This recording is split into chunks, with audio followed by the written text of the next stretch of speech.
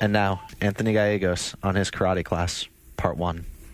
So, it was actually after I saw the first Matrix movie, which is kind of shameful to say, and we had just watched this movie called Iron Monkey, which is a pretty awesome kung fu movie. Awesome that it's so badly made.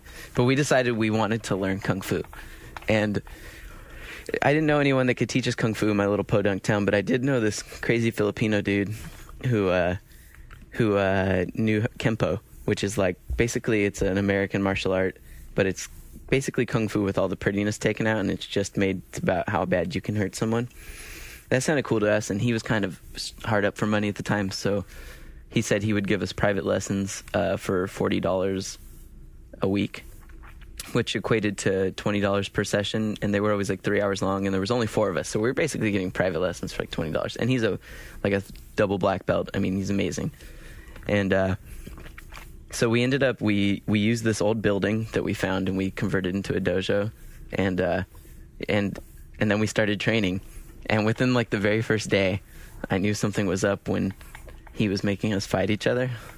And before I knew it, like, you know, the common lesson that we learned in that class was you knew something bad was about to happen when he said, "This is so you never forget." So I can remember the times when I thought my friend had been murdered because he had been kicked so hard in his stomach that he couldn't breathe. Or the times when he broke my tooth after he told me he'd take care of me. Or the times when he told me so I never forget where my kidney was, and he lined us all up with our backs to him and just punched us in the kidney as hard as he could.